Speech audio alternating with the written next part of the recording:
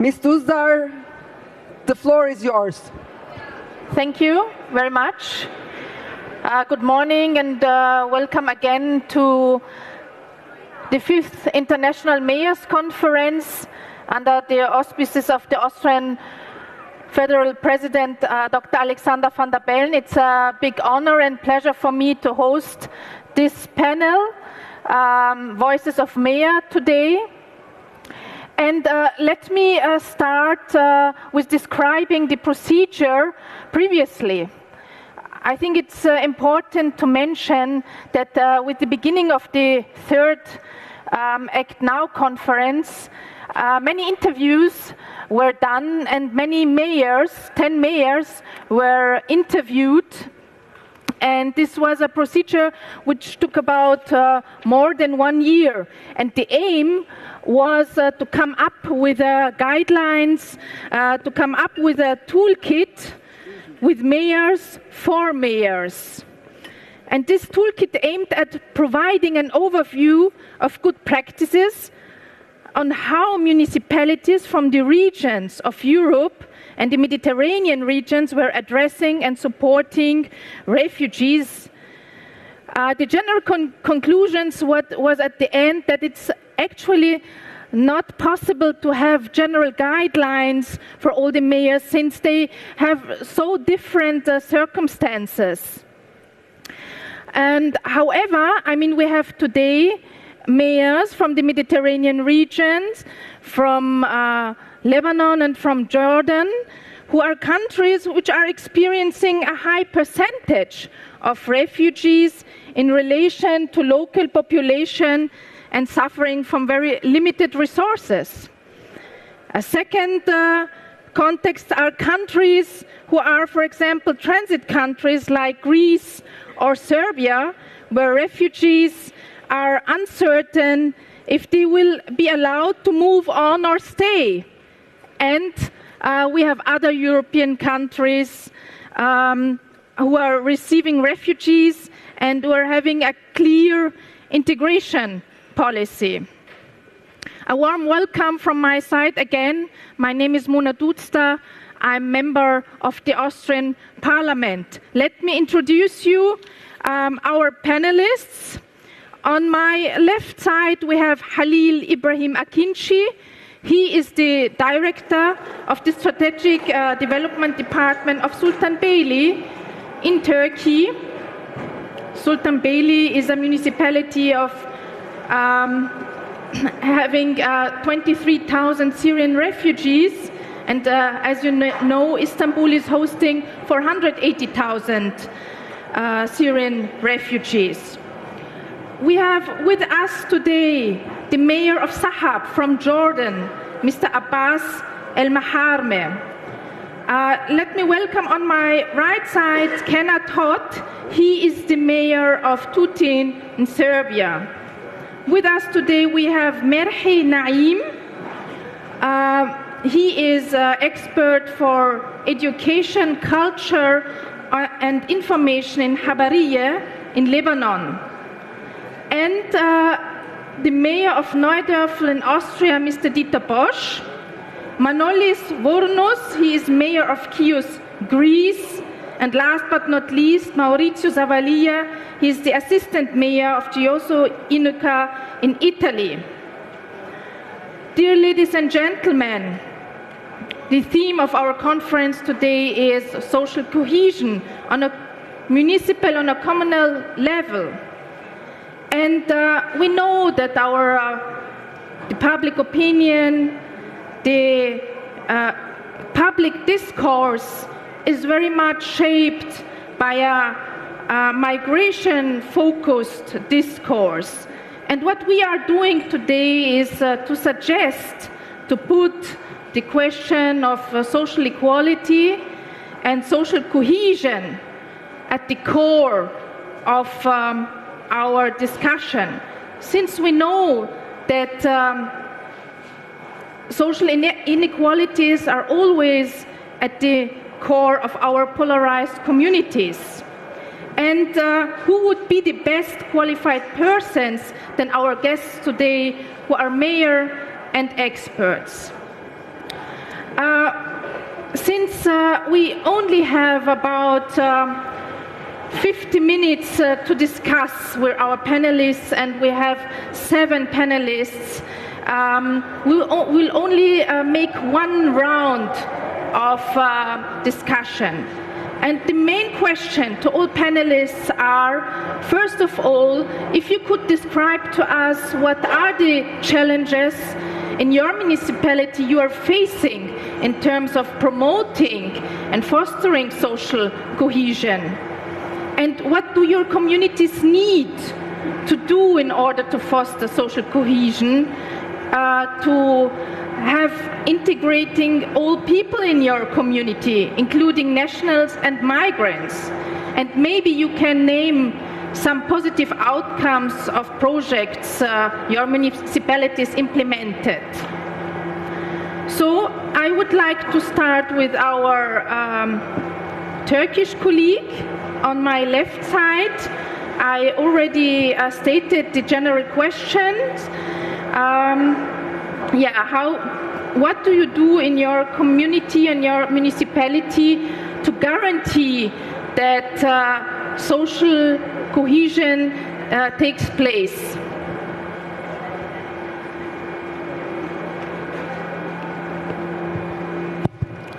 Teşekkür ederim. İstanbul Sultanbeyli Belediyesi'nden katılıyorum. İlçemiz İstanbul'un küçük ilçelerinden birisi. Toplam nüfusumuz 325 bin ve bu nüfusla beraber şu ana kadar 25 bin Suriyeli'ye ev sahipliği yapıyoruz. Tabii ki Türkiye'nin Suriye ile sınır olması,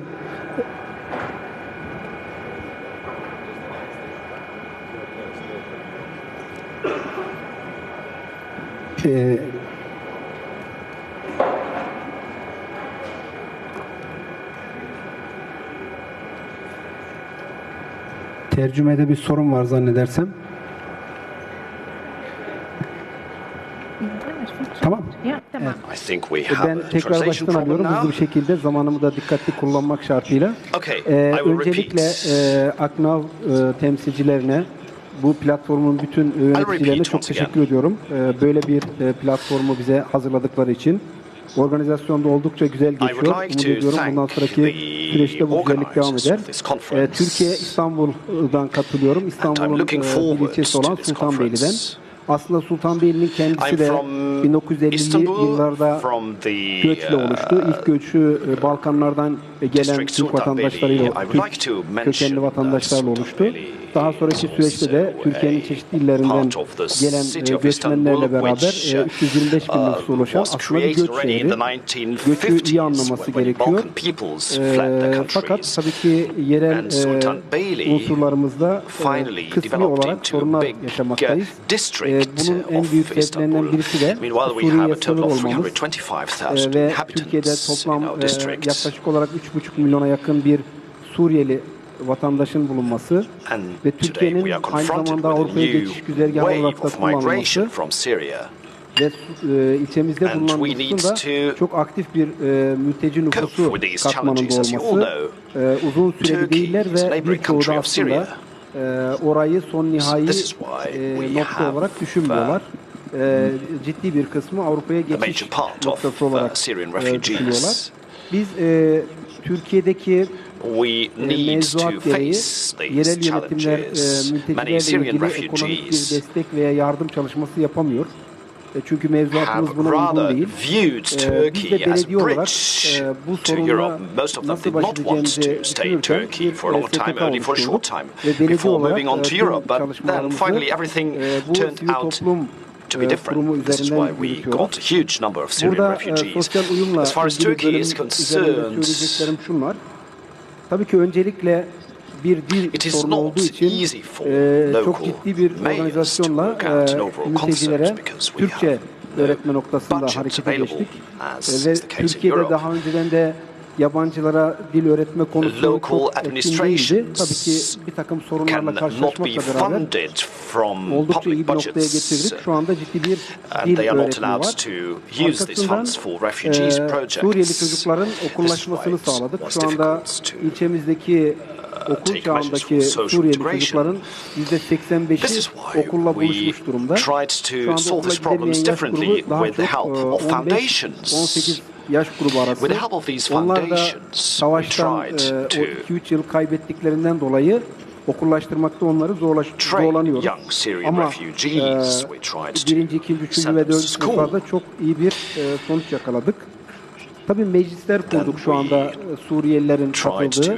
Özellikle erkek, kadın ve gençlik meclisleri. Bu meclislerin anlamı Suriyelilerin sorunlarını bu meclislerde tartışmaları ve yerel otoritelere sorunları taşımaları ve bir nevi aslında yönetime katılmaları. Bu noktadaki çalışmalarımız devam ediyor.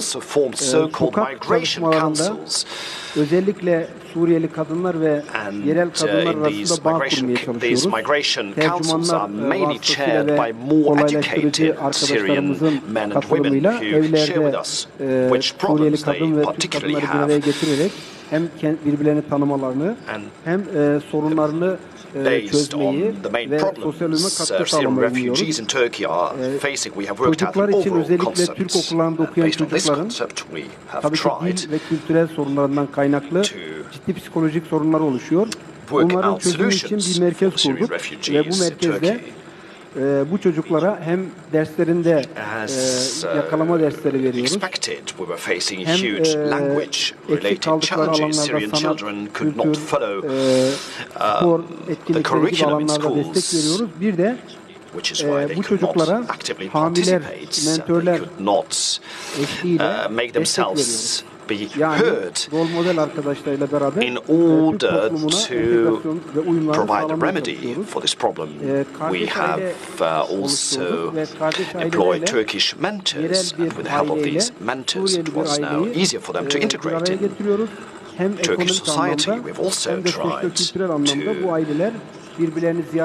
bring together Turkish families with Syrian families, and these families meet at regular intervals. They try to solve their problems together. We strongly focus on cultural activities. We make sure that Turkish citizens visit Turkish sites together with Syrian refugees.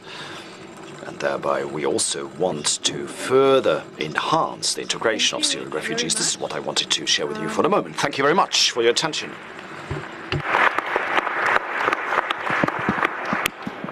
For describing the measures you are setting in order to foster social cohesion in your municipality. We will continue with the mayor of Sahab from Jordan. Sahab is a municipality with 170,000 inhabitants, where we had in 2010 about 90,000 inhabitants.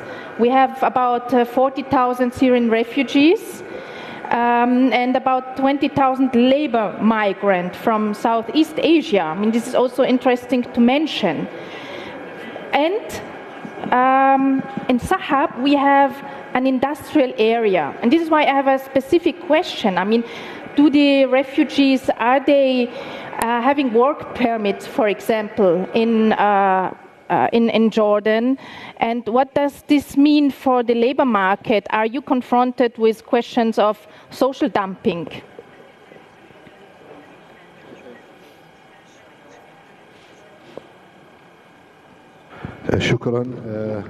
Thank you to Act.Now, and thank you all for attending this conference with me. I always will start with a greeting, and His Majesty the King Abdullah always insists on this greeting: peace upon you, Assalamu alaikum. Our religion is a religion of peace, and in the Quran we have a text that says we have created you men and women equally and made you into tribes to get to know one another, and the most respected is that person who respects his brother and sister. So the interest is here to concentrate on the interfaith dialogue, and we always recall the message of His Majesty the King of Jordan, who always stresses the importance of dealing with the refugees in Jordan, who are now more than 2 million, and a quarter of our budget is being spent on taking care of those. So we are carrying a heavy burden indeed. However, we cannot close the borders in the face of those refugees. His Majesty the King says that it's very, very important that the international community should fulfill its obligations and commitments towards Jordan. The future is unknown. We don't know what's going to happen to the Syrians in the future. Therefore, it is very difficult for Jordan alone to deal with this issue. The European Union and the world at large has to look at the situation in Jordan to see if things are fit to receiving all these refugees in Jordan. Many refugees are looking to migrate and move towards other countries outside Jordan. And I'm talking here about my experience as a head and as a mayor of a municipality. So let me just give you an example with the municipality of Sahab. So we have 50% of the refugees come from Syria. However, we have other refugees from Iraq and Southeast Asia. We have more than 20,000 foreign laborers in our area. For example, on a daily basis to deal with the waste collection. We had 60,000 tons a month, but we are now seeing an increase in the amount of waste. It's 120 tons. So we are facing a huge problem. This problem will impact also on education. So from having 60 to 65 students in one classroom, the numbers are growing. We are also having problems in our healthcare. We have one single health center and a clinic in our area, and that's not enough to deal with everyone. As to the labor force, the Syrian refugees have had their opportunities and chances. Over the last period, we have tried to mitigate this difference between the Syrians and the Jordanian citizens. We have tried to host them and integrate them in our strategic plan that we have put forward in our municipality. We hold meetings in the municipality hall, and we are certain that it's not their fault that they have left their country, that they have become displaced. We also believe that children have an important role to play, and they have the right to live a decent life. And what have made us very sad indeed that the municipality in some official occasions and feasts, we used to hire some places to allow the children to use some entertainment, and we have seen also that it's not possible to cover the needs of everybody. And I'm here talking about children who are both Syrian and Jordanian. The municipality has taken an unprecedented step, that is through holding an agreement with the Ministry of Education to oversee the cleaning and the maintenance of the schools, and the Ministry of Education will be taking care of the curricula and other matters to do with education. So we are trying to implement a new culture. As you know, in Jordan, we have a lot of tribal allegiances and different way of looking things. What we want to stress here is the question of trust. Following the measures to build trust, we have facilitated the integration of the Syrians, and we created an environment for them to deal with their fellow citizens. We have also helped the handicapped. All these measures taken by the municipality have alleviated the problems of both, because some of the Jordanian people thought that perhaps the Syrians have been given more attention than themselves. We are trying to integrate the Syrian refugees and those who are displaced in a manner that does not deprive the Jordanian citizens from their own rights. And let me say that we have a future strategic plan which has been put together in consultation with the Syrians, and we are also looking at enabling women. We have had 7 members out of 13 in our members of the municipality. And we are following this new mentality. And we think equality is very important. And in Jordan, we do have social cohesion, especially from what I've seen in the municipality of Sahab. In addition, let me say that there are no barriers between the Syrians and the Jordanians. We have hosted them in our countries. However, if we want to continue in the future along this path, we have to look at those future plans. And we look at the international community, and if we have 30 countries in the world that could give us help, that is very important. We cannot ever shut the door in the face of the Syrian refugees. Let me say at the end that I invite you all to visit Jordan and to visit Sahab.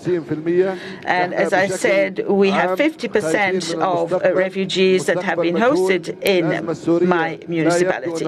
Let me reiterate once again that the future of Syria is uncertain, so we have to be able to have a commitment from the international community towards Jordan and towards the municipalities that represent Jordan. We try our best in order to find remedies away from slogans and words only.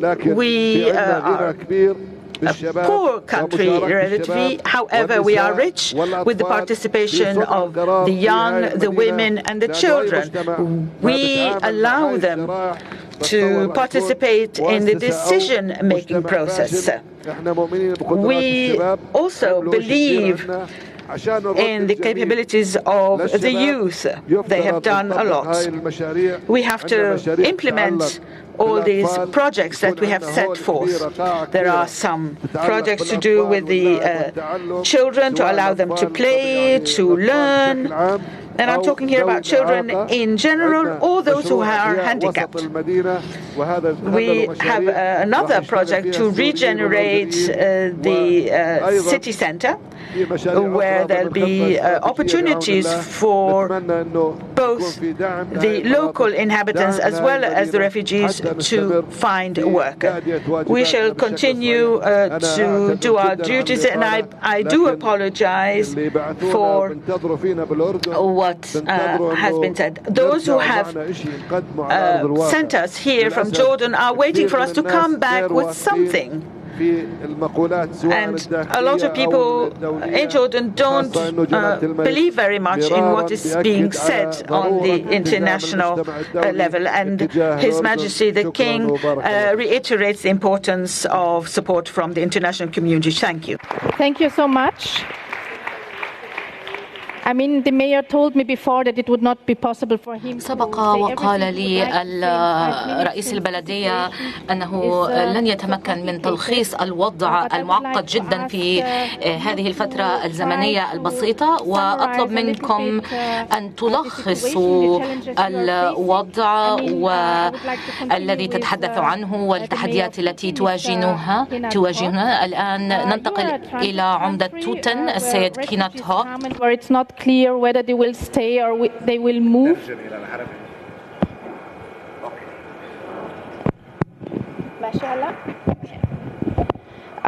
So could you explain to us how do you cope with the situation in your municipality, and what do you do in order to enhance and foster the social cohesion there?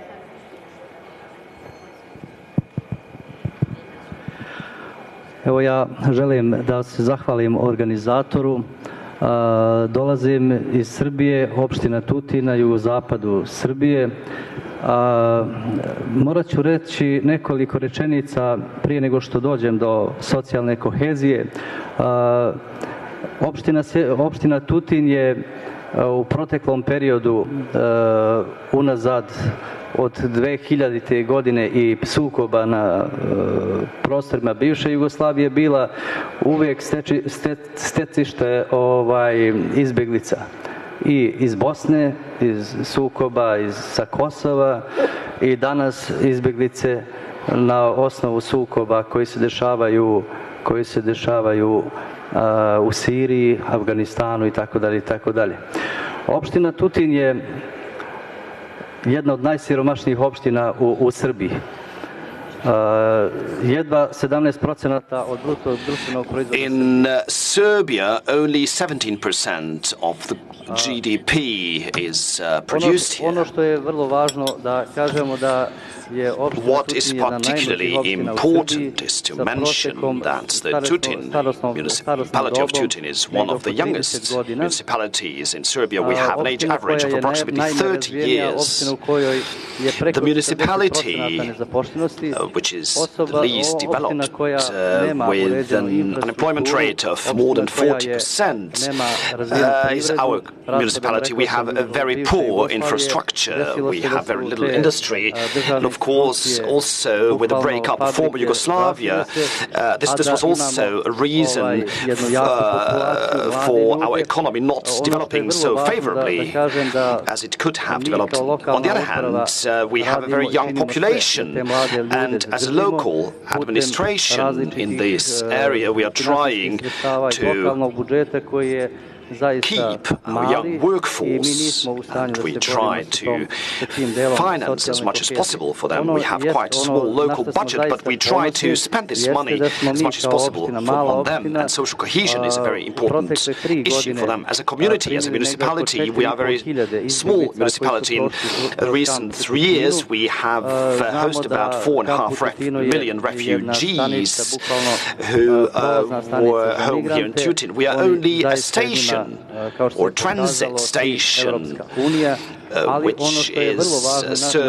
which only serves as a transit point. The European Union has also shown us this and highlighted what we are very proud of.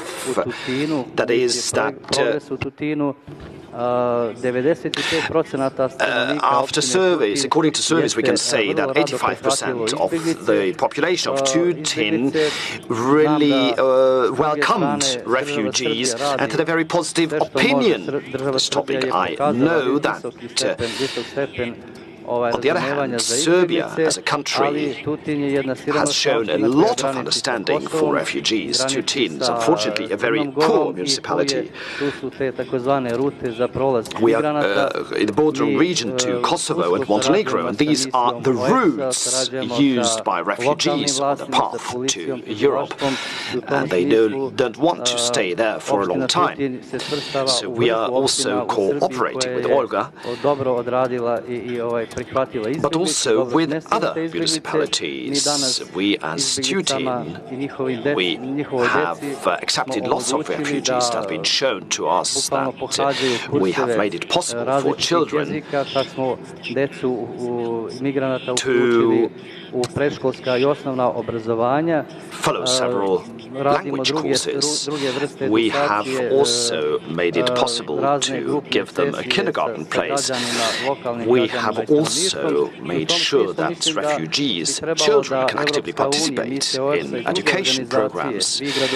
I do think that the European Union must also work on this, but also you, all the mayors who are represented here today, we have to step up our efforts as much as possible to make sure that as many refugees come to Serbia, to Tutin as possible, because here we have a very positive opinion towards refugees, and I do think that this must be emphasized, that they have been so positively received, and I think we'll also understand in the future that it's important to accept refugees, not only for the sake of Serbia, but also for the sake of the European Union, and that I'm sure that refugees will also feel at home in our municipalities, and we will continue to work on such projects. So that's all from my side. If there are any further questions, please don't hesitate to ask me. Thank you. Merhej Najem, he comes from Lebanon, Habbariyeh, and he represents today the former mayor Ahmed Barakat, who recently passed away. Your municipality did a lot in order to integrate Syrian refugees into the public school system. You opened the public schools for the school students. You made a lot in order to enable Syrian refugees to work, which is not the case everywhere in Lebanon.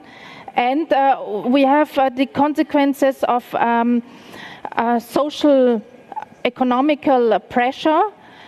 We have economic competition on the labor market. And what do you do in order to compensate all these negative consequences and to guarantee at the end of the day social cohesion in your municipalities? Because of course we have many private companies who are trying to benefit from cheap labor, with all the social consequences we have on the municipality.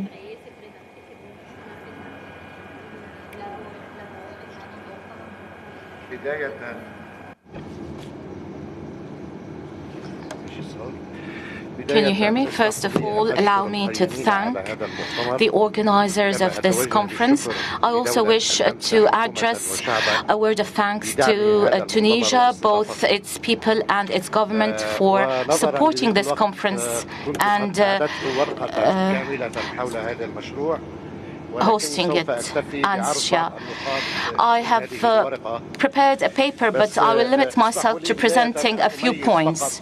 First of all, I wish to distinguish between the relationship between Syria and Lebanon and the relationship between Syria and other countries in the area before and after the crisis.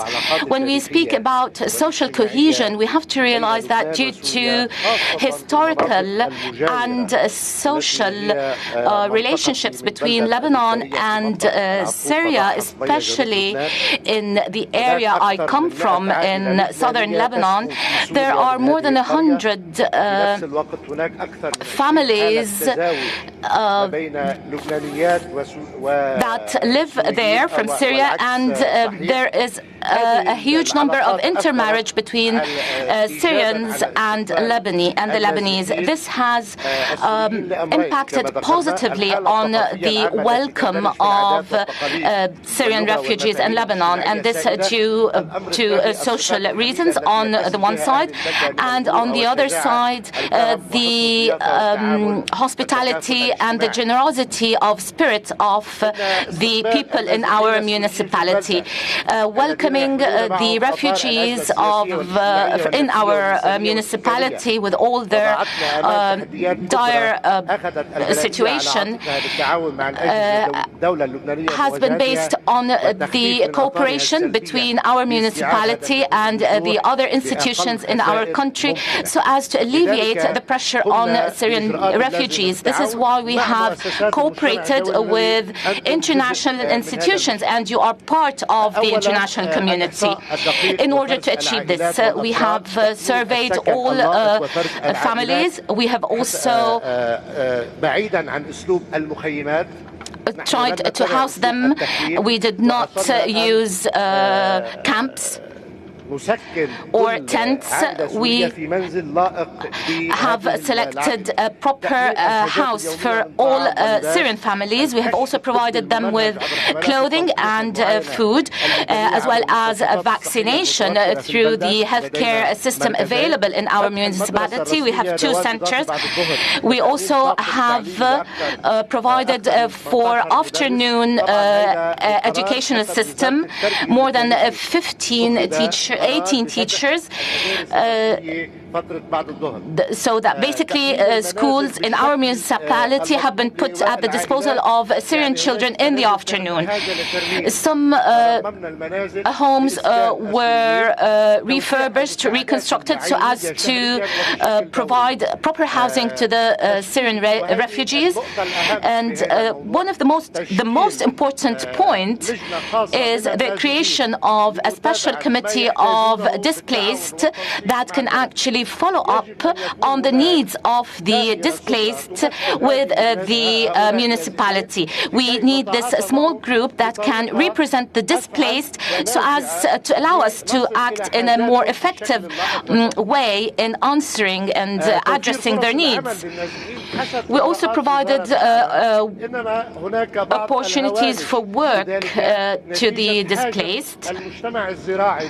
This was concentrated in the agricultural field, and also due to the fact that we need the working force in this field, and the Syrians are specialized in this field.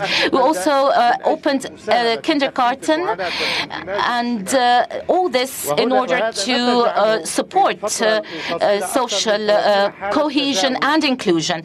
Over the past period, more than 30 Syrian women have married locals.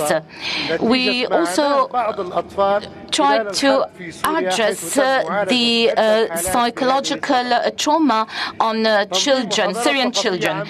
We organized general seminars on the cultural level, and we tried to include many civil society organizations in our activities. We have more than 10 of these.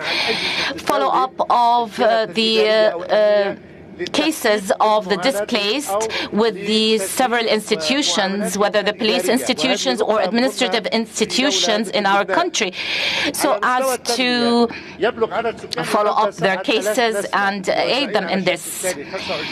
We have about 7,000 displaced, 25 are outside Beirut, and 25 are in our municipality. This has actually represented a huge burden on our infrastructure, whether electricity. We have tried to provide a 24-hour coverage, which is a problem in Lebanon. Also, drinking water has been a problem. At the environmental level, we have We have created a waste disposal and waste processing plant, lighting public areas. There were several, just allow me to speak of the negative aspects, which are three. The first, the increase in rentals and the competition in the workplace, as well as other cases that are outside our scope. I wish success to this conference, and I hope we will come out with a recommendation. We all speak about the problem of the displaced, but we did not speak of the cause of this issue, which is the war in Syria. In Syria, more than 70% of the areas are safe. The neighboring countries have to work with the UN in order to return the displaced to these safe areas in Syria, so as to alleviate the pressure and the burden on the neighboring countries. So, thank you. Unfortunately, we are running out of time, and we still have 10 minutes left. So I would like to ask you to try to keep short. Mr. Dieter Posch, he is the mayor of Neudörfl, a municipality in Austria, which is well known to have hosted refugees even 25 years ago from the Balkan region. This municipality is very well known for well-functioning social cohesion of people from different cultural backgrounds. Mr. Posch is famous for his saying that anyone who lives in Neudörfl is one of us. That's it. But I would like to focus on an important question, because in Neudörfl, the refugees were distributed in small unities. And in order to make sure that they are integrated in society. And we have in Austria, for example, the discussion of putting refugees now in large units. Unfortunately, this was tackled by the right-wing party in Austria, and I think Mr. Neudörfl, Mr. Posch gives a very good example about how important small units are. Maybe Mr. Posch could explain to us the difference between hosting refugees in small or in large units.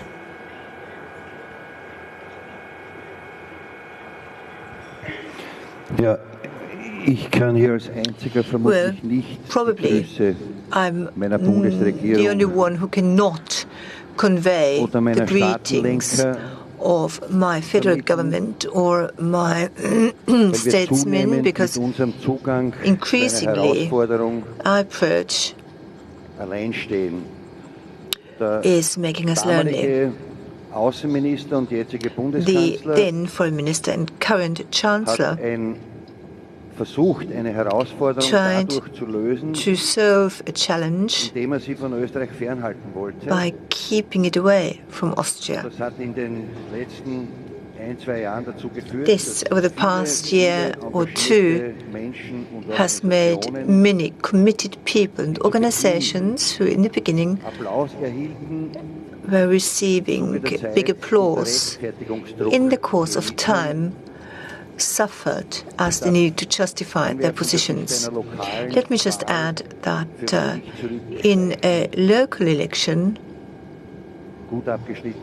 I scored very well because I did not recede and I won additional votes. On a federal level, my party did not benefit. And now there's a tendency that these tender flowers of integration that were starting to bloom in the municipalities and the cities through lots of work with the autochthonous population are now being uprooted. So that outside the metropolis, people are now destined to be collected in big units.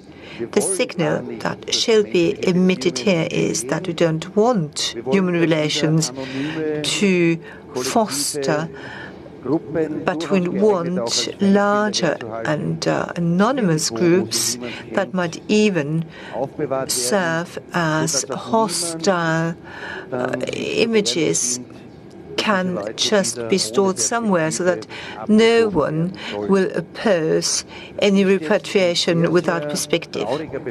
This now is a very sad finding about my own home country. And I would be one of the happiest persons if it were wrong. But unfortunately, this will not be the case. This is why conferences like these are so important, because here many people are courageous enough to even stand up against governments in power and not just abide.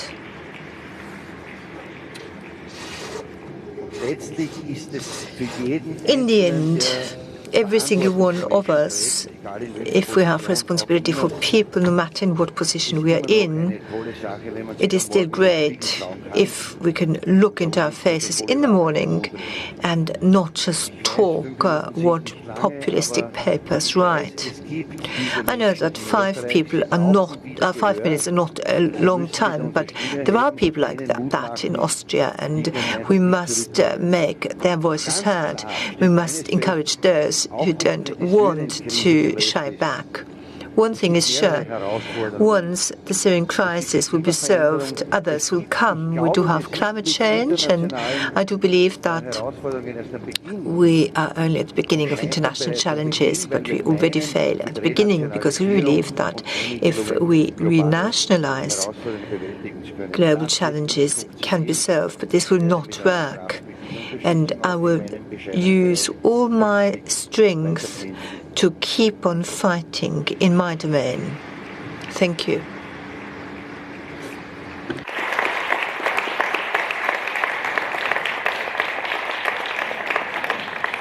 Vournous, he's the mayor.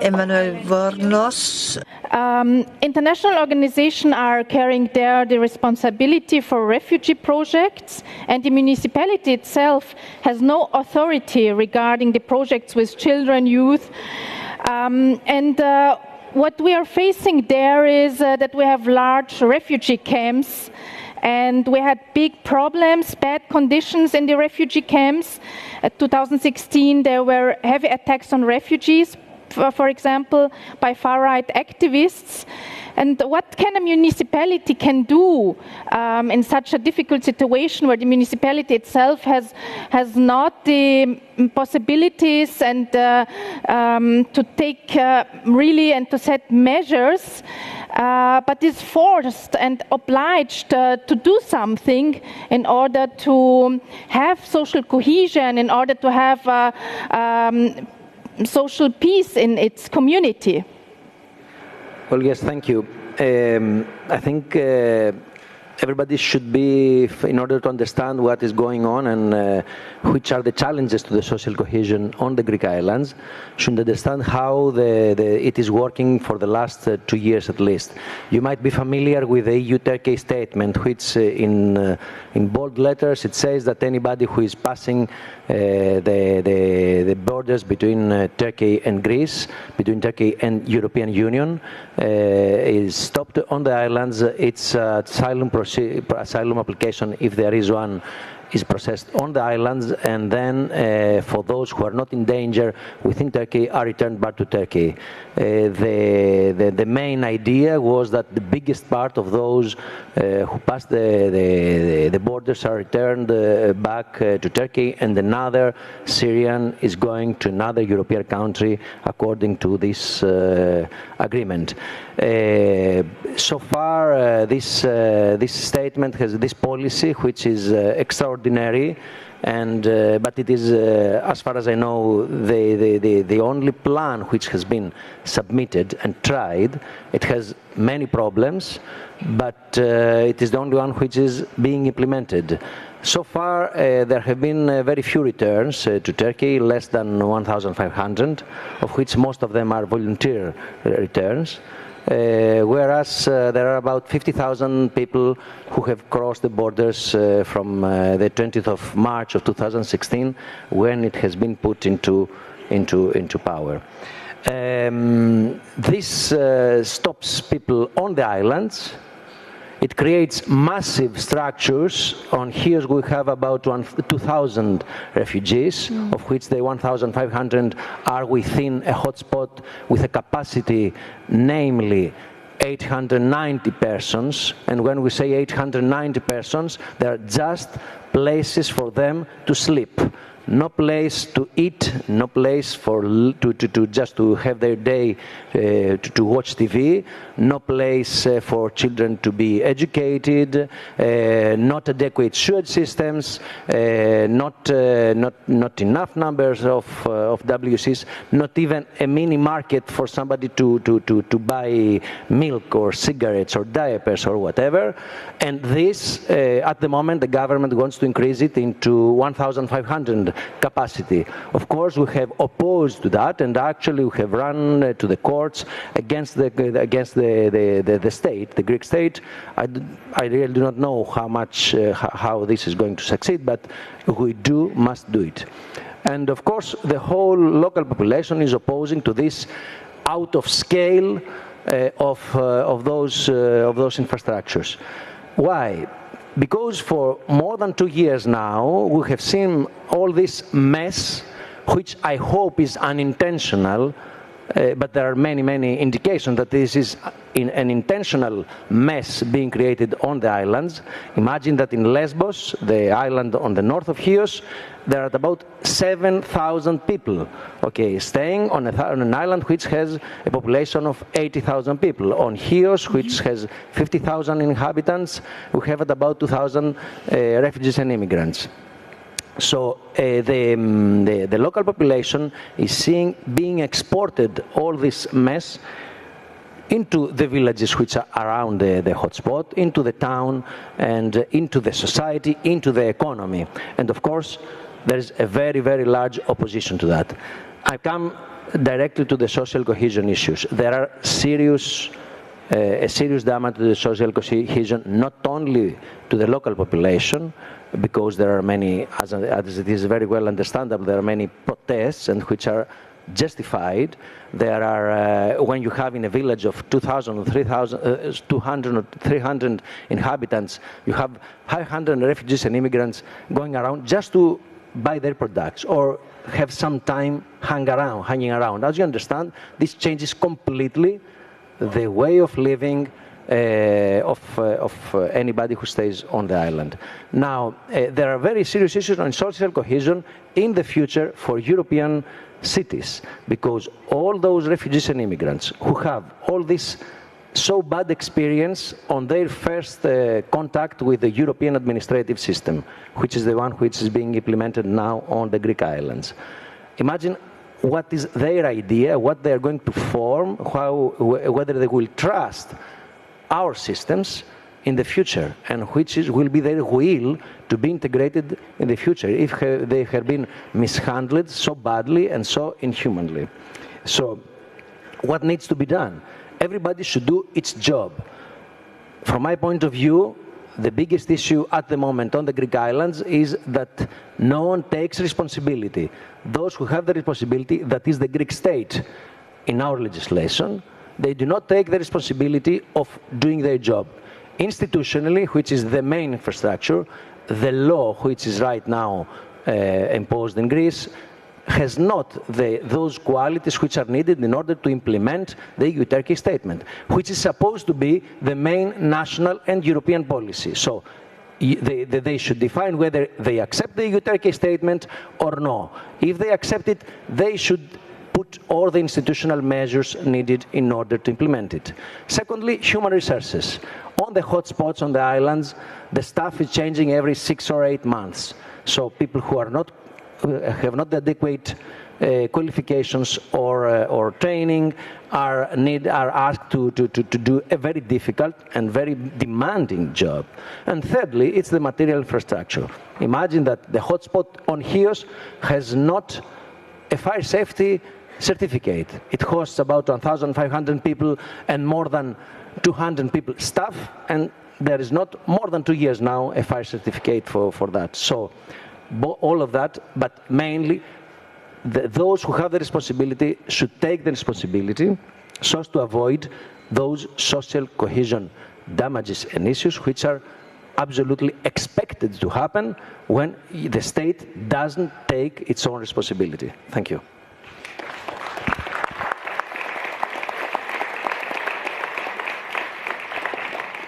Our last speaker today is Maurizio Zavaglia. He is from Gioiosa, Ionica, a municipality in the region of Calabria.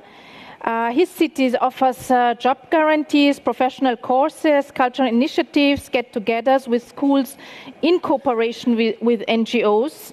My question is, how do you try to involve, for example, the local population? How do you try to achieve social cohesion in your municipality, and what are, since you are the last speaker, your expectation towards your government, towards your state, towards the international community and the international organizations?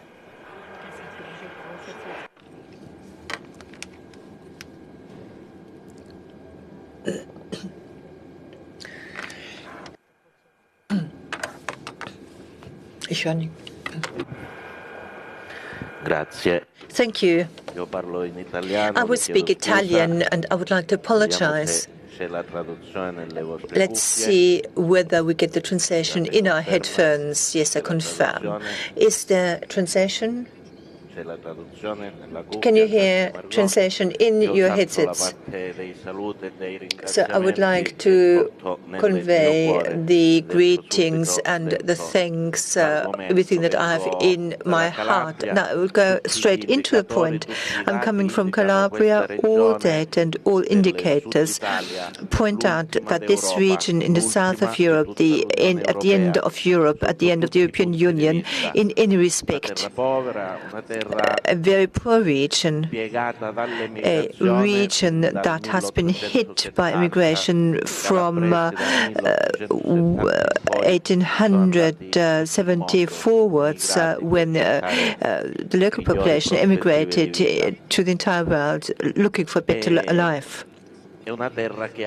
So this is a region that is also very welcoming, a fragile region, but at the same time also a welcoming region. When I was still young, and I'm a farmer, I'm a son of farmers. When I was about 8 or 9 years old, and I was working the land with my grandfather, he always told me a story. You know, when I was young, I tried to climb onto a ship to go to the United States. But they made me go back, and in the end I was regarded as clandestine. Every Sunday I had to go and sign up with the police, and they beat me up because I had tried to go away from my country. I tried to find a better life in the United States, but then as he grew up, he understood that the police who beat him up were those of the fascist regime in Italy. That story sticks in my head, and I often remember it, especially when on the coast of Calabria the boats started to arrive, the first ones in 1998 in Riace, which is a village close to my home, at about 30 kilometers.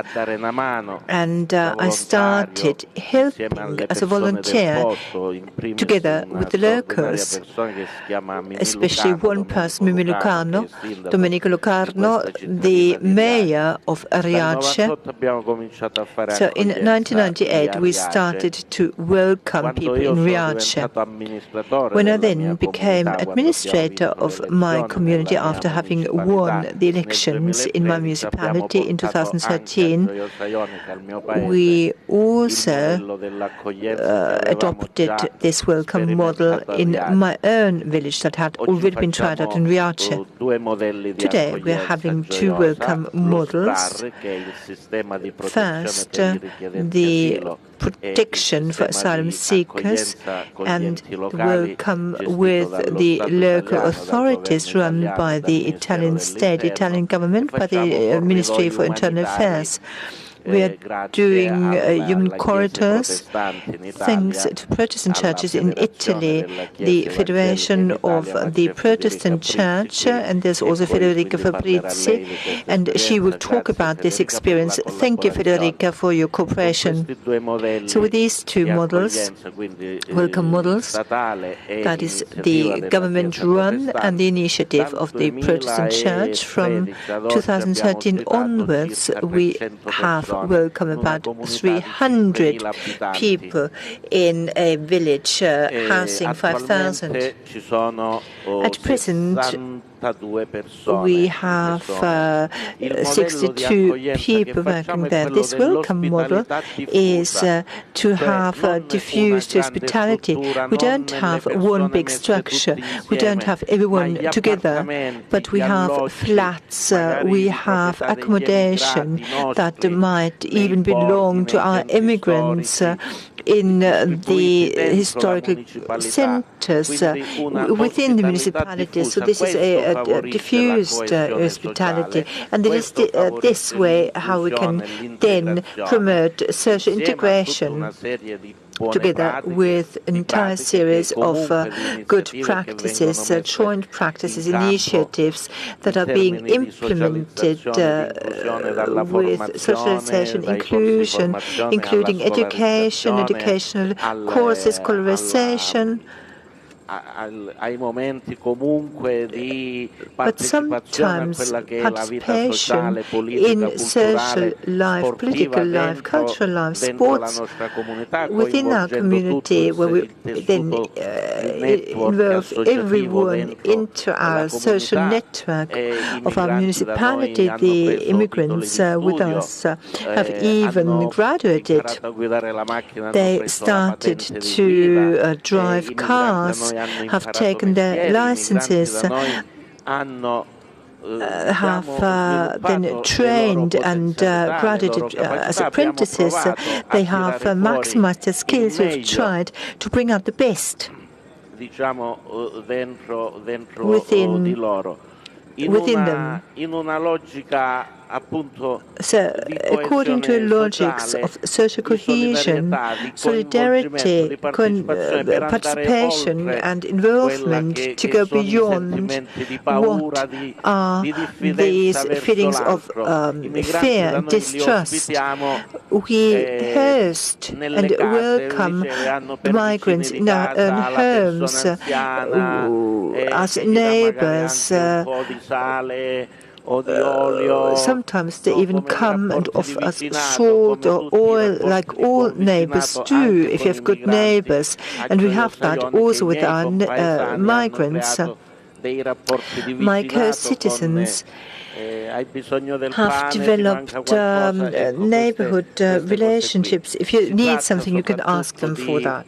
So here we're talking mainly about people coming from sub-Saharan Africa, and also then family members of Syrian refugees coming from the refugee camps in Lebanon. And I would like to conclude by saying that in the past few months we have tried with something that goes beyond welcoming temporary migrants.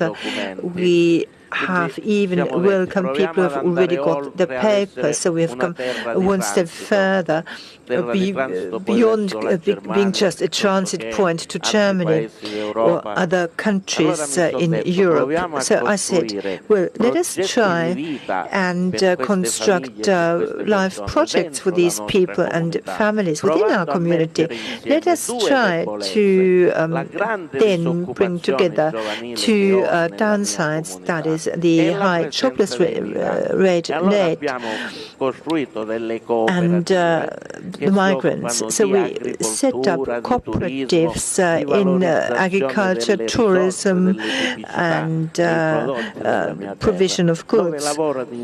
So processing whatever offers my land, where migrants and young jobless people from my hometown work together in a solidarity project of inclusion in order to try and construct for these families a project that is much more sustainable and then improve the lives of all. In this way, I would like to invite you to come to Calabria and visit us to see this experiment, or else to produce the products that we produce on our land with this flavor of solidarity. I would like to close by saying that we have tried to set up a network on a small scale, a network of European realities.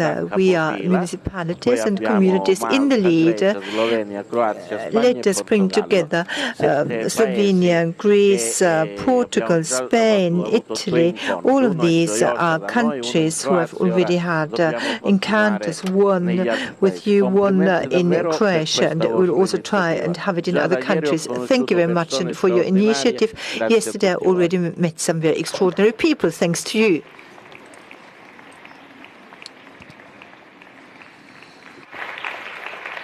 I would like to thank all panelists for their contribution, and I think that we could see by that the mayors, they are having a significant and important role to play in enhancing social cohesion, in fostering solidarity and keeping society together, while they are often left alone and they are often affected directly by negative consequences of legislation. In that sense, I thank you very much, and I encourage you to continue your path. And I thank you so much, and I would like to close now our first panel. Thank you very much. Could you please remain on stage?